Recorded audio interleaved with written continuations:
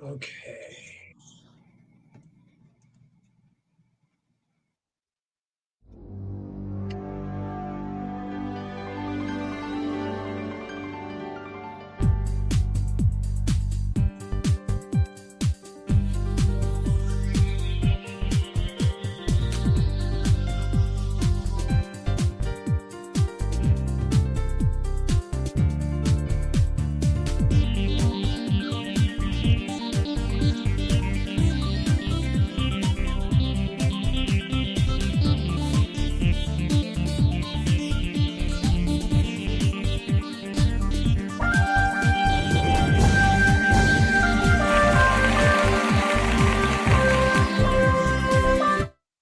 Good evening and welcome to the 617th episode of Travelwitch Radio. I'm Dan Schlossberg and we are in the 14th season of Travelwitch, the show that lets you enjoy the pleasures of travel from the comfort of your armchair. Every week at this time, we talk to people representing destinations, hotels, airlines, railroads, car rental companies, and others in the world of travel and hospitality, from authors and bloggers to broadcasters and publicists. If it's got anything to do with travel, it's got everything to do with Travelwitch. And our guest today is my longtime friend and colleague, Molly Blaisdell, and the subject is the Cliff Royal Sonesta Hotel in San Francisco. Thank you for joining Travelwitch, Molly. Thanks for having me, Dan. It's great to be here. Well, it's great having you. Let me introduce my guest in more detail. Molly Blaisdell is the president of a San Francisco PR firm called Hook, Line, and Thinker. The Clift Royal Sonesta is one of her clients. Okay, let's talk about the Clift Royal Sonesta. With so many sensational places to spend the holidays in San Francisco, why should visitors choose the Clift Royal Sonesta? Well, Dan, great question. And, I think you've said it best. And one of the greatest things about a good hotel is location, location, location. And the Clift Hotel is located just steps from Union Square, the cable cars, the theater district, all the great shopping that San Francisco has to offer. And it's easy to get to, it's easy to navigate. It's a beautiful historic property that was opened in 1915, but it has the allure of a more contemporary vibe inside. So it's a really sexy hotel located in one of the most vibrant parts of San Francisco. I believe the three most important things about a hotel, and I'm sure you agree, are location, location, location. And the Clift Royal Sonesta certainly qualifies. Please tell our viewers we hear Union Square is the best place for holiday shopping in the city. What will visitors find in Union Square? Well, at this time of year, we've got the beautiful Safeway Holiday Ice Rink at Union Square, and that just opened last week. It will be open through the season into January. So that's kind of the centerpiece at Union Square with the ice rink, and then all surrounding all of Union Square, and again, just steps from the Clift Hotel, are all the major retailers. You've got the big, department stores like Macy's and Neiman Marcus, but you also have all the designer stores, and you've got your tech giants and everything. So Union Square is definitely the place to be for holiday shopping and holiday revelry. There's a lot of great bar scenes around Union Square, and so you can get a hot toddy, go ice skating, do a little shopping, and even hop on the cable car for a joyride down to Fisherman's Wharf. Well, I love Fisherman's Wharf and I love the cable cars. And I also love the trolley cars down on Market Street. And here's a Yes. shot of Fisherman's Wharf. Yes. So There's another one. these Yeah. historic streetcars actually run both on Market Street as well as along the Embarcadero. So they are one of my favorite ways to get around the city. And as a matter of fact, Dan, for your listeners here, having a car in San Francisco is so unnecessary because you've got these great modes of transportation. You've got the historic trolleys, which have been imported from all over the world, and they're running as a public transportation system. But then, of course, you also have the cable cars, which are just a couple blocks away from the hotel. And the coolest thing, I got to tell you, Dan, when you walk outside of the Clift Hotel these days, you're surrounded by this fleet of driveless Waymo cars. So certainly the rideshare vehicles are the way to go because, as you probably know, parking in San Francisco is very expensive and it's taxed on top of that. So best deal to get around town is any form of public transportation. You can buy like a 1-day pass or a 3-day pass, or of course the ride share. And I think the Waymos, man, that's the way to go. It is a very cool new system. And I know it's not available in every city yet, but if you come to San Francisco, you deserve a ride in a Waymo. And here's a look at San Francisco by an artist, and you see everything in this picture. Golden Gate Bridge is here. Everything is here. Everything you can imagine. The ballpark is there. The Oakland San Francisco Bay Bridge is there. Alcatraz, if you look at that, right in the middle there, it's really, really a beautiful, beautiful city. A lot of people say San Francisco is their favorite city. And we're talking with Molly Blaisdell about the Clift Royal Sonesta in San Francisco. Molly, tell us about the Suite Life experience at the Clift Royal Sonesta. What does that include? Well, yeah, just in time for Christmas, we've developed this Suite Life experience, and it's a holiday package that is intended for those that want to spoil themselves a little bit and, do their shopping and all that great stuff, but come back to a luxurious suite. And you get a curated seasonal welcome amenity, some champagne, and a selection of artisan chocolates and confections. So it's a great deal, and again, to enjoy after a full day of shopping and whatnot. So that's the Suite Life experience. But of course, we sell regular rooms, during the holiday season as well. So it just is a really magical time to be at the hotel in San Francisco. You can walk down or take the elevator down from your room into the iconic and legendary Redwood Room, which is a famous bar in San Francisco. It was opened right after the repeal of Prohibition. So the Redwood Room, the hotel was opened in 1915 for the World's Fair. And then the Redwood Room was built from a single redwood tree, and the entire bar is like 2 stories high, but all encased in redwood from one redwood tree. So going down to the Redwood Room for a little cocktail, a little holiday spirit is a great way to get in the mood. So that's kind of what we've got in store for the suite package. I remember, I think it's Yosemite National Park, where there's a redwood tree with a giant hole in the middle and you can drive through the tree. Yes. That's Yeah, really but that's not the tree they used for the Redwood Room. Oh, I know. We They left can't that touch one that one. intact. That tree is protected. I know Yes, we that. are. Well, That's half the fun of any vacation is finding fine food. So tell us about the culinary experience at the Clift Royal Sonesta.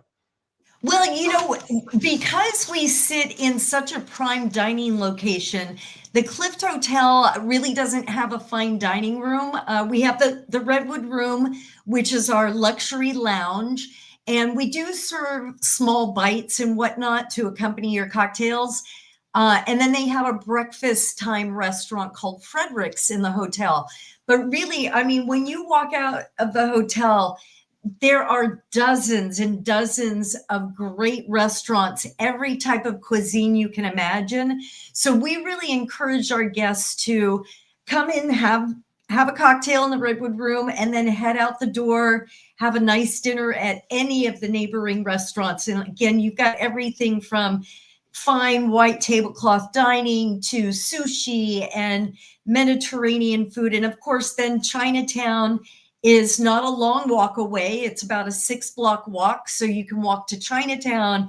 And of course, there's a plethora of Chinese restaurants right nearby as well. So that's what we typically encourage people to do, Dan, is, have a cocktail, get yourself ready for the evening, and then head out and have dinner at a nice restaurant. And of course, our concierge is available to make recommendations and reservations and whatnot.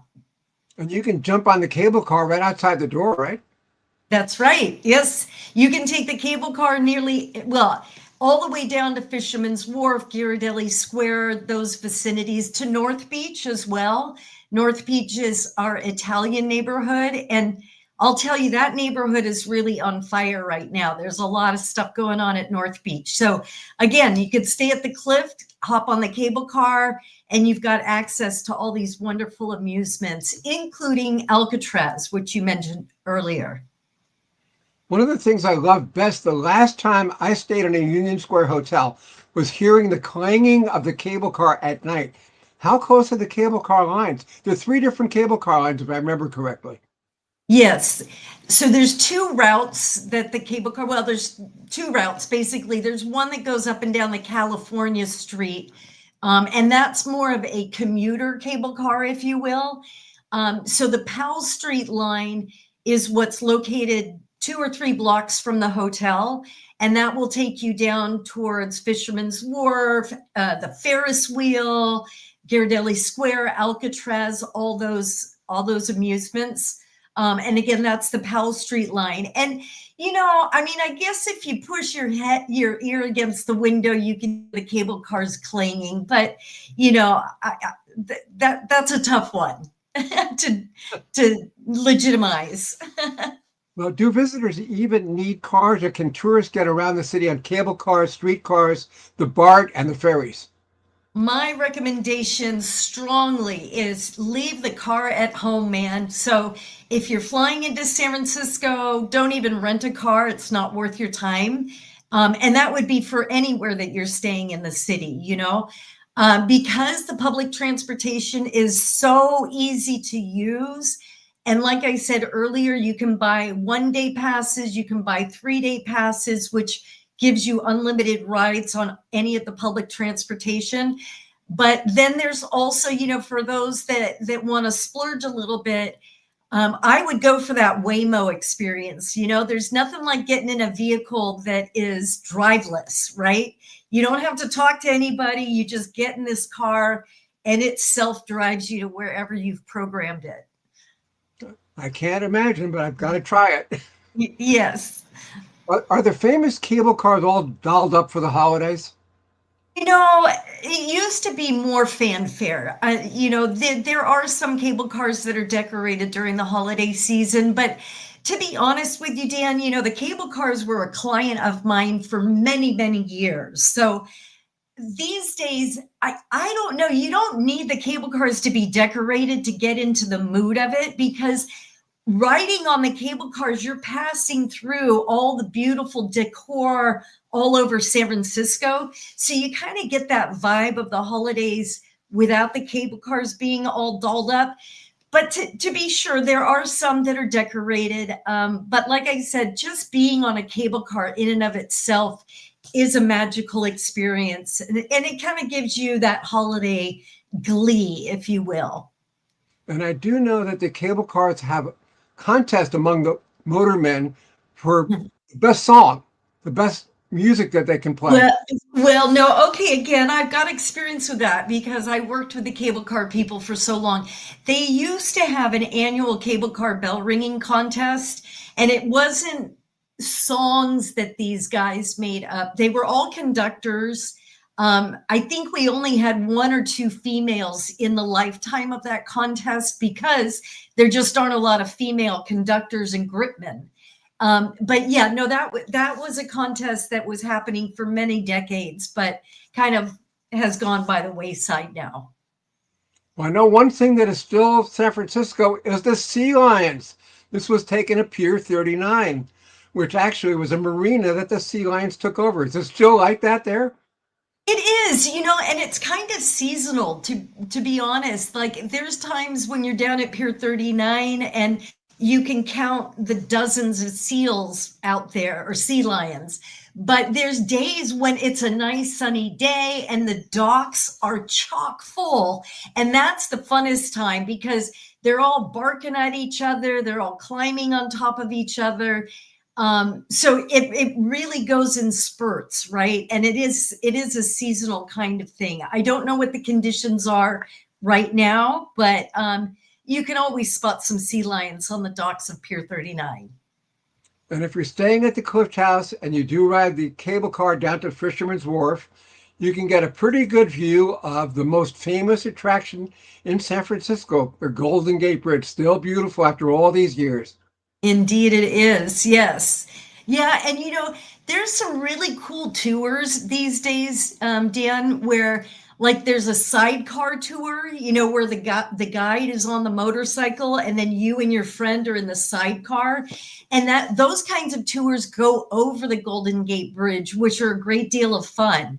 And most of those tours, they either pick you up at the Clift Hotel or they can pick you up at Union Square. Again, that's only 2 blocks away. So real convenient. And the best way, as far as I'm concerned, if you're not going to walk across the Golden Gate Bridge, doing one of these, open air vehicle tours is the way to go, because being on the bridge, the Golden Gate Bridge specifically, is just such an awe-inspiring experience, right? It's beautiful, but if you can do it in an open-air vehicle, that's my preference, because you feel the wind, you smell the salt air, and you get more of a feel for the Golden Gate that way.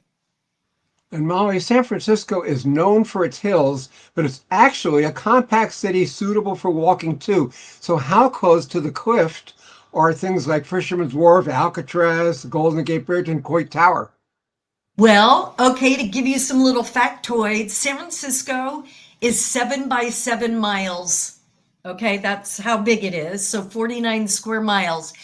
And you can really, I'm a native San Franciscan, 3rd generation, and my grandfather went through the 1906 earthquake. And I'll tell you, us native San Franciscans walk everywhere. We walk, because yes, there's hills that get in the way, but you know what? You don't need to go to the gym if you take a walk in San Francisco. So all those different points of amusement you mentioned, if they're not directly walkable, you can walk to any of them, and I've done so before, but you kind of have to be a little fit. So you're going to want to hop on a cable car or streetcar for most people. And then again, just get off and stomp your feet on the ground, because that's the best way to see the city, to see its diversity, to get the flavor and the smells of this just beautifully diverse and eccentric city, So walking is definitely the way to go. And since you mentioned the earthquake, there's a before and after picture of San Francisco. What a difference. Yes. Yes. And I don't know how much you know about the earthquake and fire, but the 1906 earthquake, the major damage was actually done by the fire that followed the earthquake. And Yes. So a lot of this destruction that you pulled up in that photograph, that's fire damage, not earthquake damage. So there's a lot of misperceptions around that earthquake. And I got to tell you, this morning at about 4 hours ago, we had a nice little 3-pointer shake the Bay Area. So I got to say, I know a lot of people are scared of earthquakes, just as I'm scared of hurricanes, but earthquakes, if you think about it, those kind of 1906 situations don't happen anymore. And really, it's an experience in and of itself. But you can go to the Ripley's Believe It or Not Museum at Fisherman's Wharf and get a little trial run at what an earthquake feels like. They have this real cool simulator at Ripley's. So anybody that's curious to experience an earthquake can do that. But the real thing really isn't all that scary, I got to say. Okay.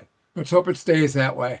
Yes. And I want to tell our viewers that this is Travel-ish with Dan Schlossberg. We're on our 14th season, live at 5 New York time every Thursday on LinkedIn, YouTube, WhatsApp, X, and Facebook, among others. And we're talking with Molly Blaisdell about Clift Royal Sonesta in San Francisco.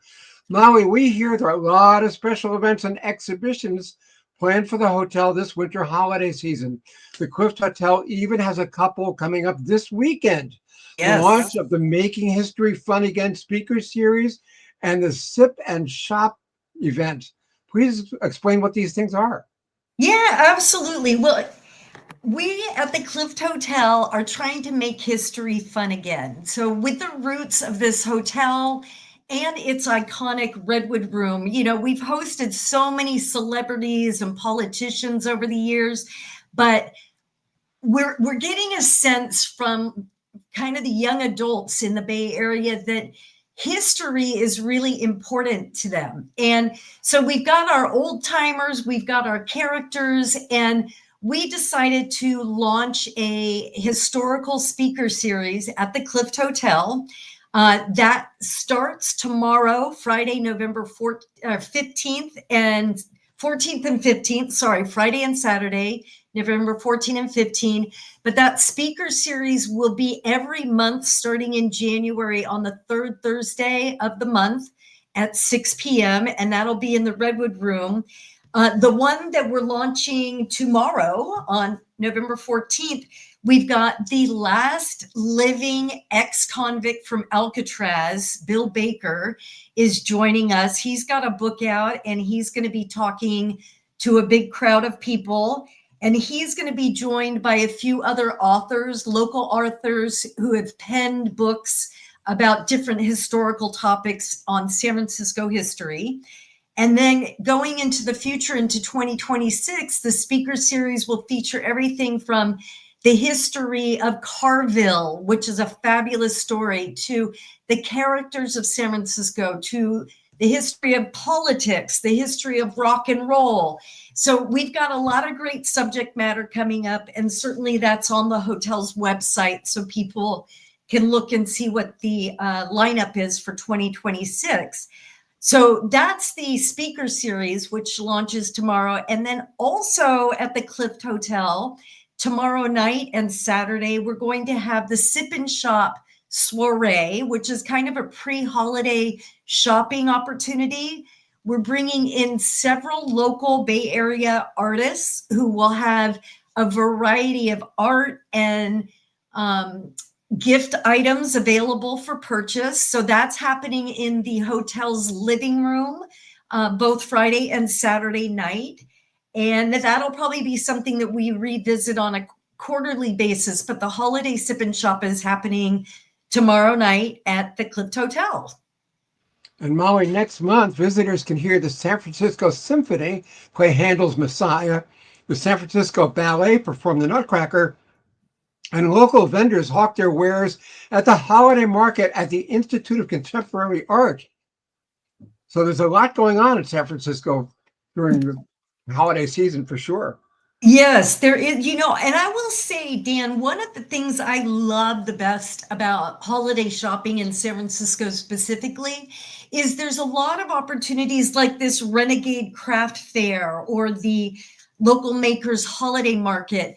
Both of those events are really focused on local artisans and organic gifts, and things are affordable. There's a lot of opportunity for unique gift giving ideas. So I really encourage people when they're staying at the Clift Hotel to check out some of these craft and art and gift shows, because again, San Francisco is full of such talented artists that you're going to get a lot of one-of-a-kind ideas and gift items. And I've got to ask you, what is the Bill Graham menorah lighting to mark the start of Hanukkah? Is that the same Billy Graham who was a televangelist?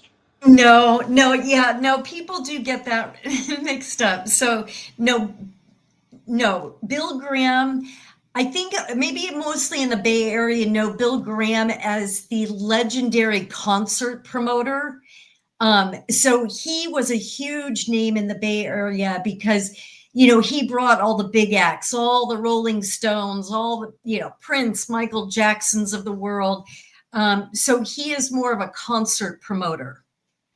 Okay. And what is the Renegade Craft Fair and Winter Fair? It sounds like something illicit. Well, sure. Yeah. As I was mentioning just a few minutes earlier, there's a lot of independent artisans and designers that are going to be showcasing at the Renegade Craft Fair. And again, like I said, you get a lot of really unique, truly organically inspired gifts at these kinds of fairs in San Francisco. So, and then, there's also the Dickens Fair, which is later on in December. But I tell you, the city is on fire with holiday fairs, gift events, you name it, any weekend from Thanksgiving, or Thanksgiving is a little bit late this year. So mid-November through the end of the year, there are so many opportunities for shopping and gift giving, for sure. And we've mentioned history. Look at these pastel homes with the skyline in the background. Gorgeous picture. Yep, Victorian Row. That's known as Victorian Row on Alamo Square. That is great. Great shot. Okay. As a fan of Fisherman's Wharf, but somebody who's never been there in the winter, does the area do things differently for the holidays? I mean, more so Pier 39. So just to give people a frame of reference, if you're headed down to that side of the city of San Francisco to go see the Golden Gate Bridge, Fisherman's Wharf, Pier 39, Ghirardelli Square, they all kind of merge together.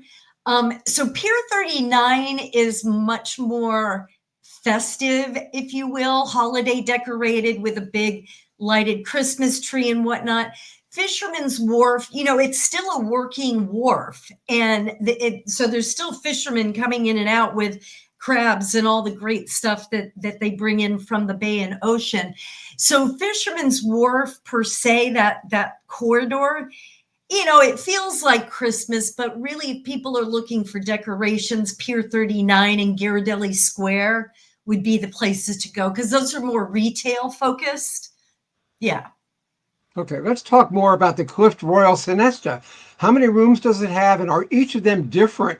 And we'd also like to know about the peak and bargain seasons. The what? What was the last thing? Peak and bargain seasons. Oh, the peak and bargain seasons. Okay. Well, firstly, the Clift Hotel has 372 rooms, and they're not all different, but it's not a cookie cutter hotel. It was built in 1915. It was reimagined in 2001. And now it's very contemporary, but it feels like an elegant living room, or, I don't have a lot of friends in this tax bracket, but like a very homey mansion, if you will, right? The hallways in the guest room corridors are large and they feel more residential. So what I really love about this hotel is its residential appeal. And what that means is, yes, the rooms they're all configured differently. They've been reimagined in this millennia. So they're really very, very updated, very stylish, very comfortable. And like I said, it's got a living room kind of feel to it. And then, you asked about peak seasons and bargain seasons. I guess the best way to answer that question for any hotel in San Francisco is to take a look at the convention schedule, right? Because the big conventions that come to San Francisco really impact the occupancy and the rates at all the hotels. So for instance, when the Super Bowl comes in February, the first 2 weeks of February, not a great time to come to San Francisco unless you're coming for the Super Bowl, right? Because prices will be escalated at every property and you're going to have full occupancies and whatnot. So I think it's wise for travelers to get a sense of when the city is busy, and then avoid those periods unless they're here for a convention or whatnot. So I can't give you specific weeks or dates, right, as to when the peak seasons are. I mean, sometimes your weekdays are the better rates. Sometimes it's the weekends. It's all dependent on the time of year. But I will say that this November, December is a great time to get some good hotel rates. The Clift Hotel has their special suite package, but it's generally a lower occupancy season throughout San Francisco because of the holidays. There aren't as many conventions coming through town. So really, this is the time of year to come enjoy San Francisco for sure. So you would say it has your seal of approval? I'd say, yes, I'd say so. Hey, Seal. Okay. Is there anything I haven't asked you that you'd like to add? Really, I think, the best way to see San Francisco is, first of all, book your accommodations at the Clift Royal Sonesta Hotel, and be free to reach out to the hotel's concierge in advance to get some ideas about what's new. What do I have to see now? Like, give them the time period that you're traveling, and ask about all the different concerts that are going on, the theater productions, the symphony, SF Jazz, the museums. There's also free days at the museums. So the concierge at the Clift Hotel can certainly assist travelers. And I really recommend you do that 2 to 4 weeks prior to coming to the city, just to really get a local person's perspective on the best things to do in San Francisco. And you mentioned that it's tough to park in San Francisco, especially on Lombard Street. No, you can't even park there. Only residents can park on Lombard. You can barely drive. The crookedest street in the world, right? Yeah. Crookedest street in the world. Well, and I want to tell you, you know what, if you want a little piece of trivia, Dan, there's another street in San Francisco that's actually steeper and more crooked, but it's Wow. just not very attractive. It's not picturesque. Oh, okay. So that's why Lombard Street's special. You've got the views, you've got the beautifully brick-lined pathway. So, yeah. That's for sure. Okay, our guest today on Travel Itch has been my friend, publicist Molly Blaisdell of the Clift Royal Sonesta. Great place to stay. Molly, thank you for joining Travel Itch. Thank you so much, Dan. You have a beautiful day and a happy holiday season. Right. Same to you. Thank you. And now that it's officially the baseball offseason, why not extend the excitement of 2025 with my latest book, The New Baseball Bible, Notes, Nuggets, Lists, and Legends from a National Pastime, both a bathroom book and a coffee table book. It's an unorthodox illustrated history that is really everything you want to know about baseball, but we're afraid to ask. That's The New Baseball Bible, a great holiday gift. And buy one for yourself, too. Find it on Amazon.com. And that's it for this edition of Travel Itch Radio. This is your host and writer, Dan Schlossberg, along with our guest, Molly Blaisdell, thanking you for your time this week. Until next week. Next week, we'll stay in San Francisco and talk about another great property, the Presidio. Until then, good night and stay safe.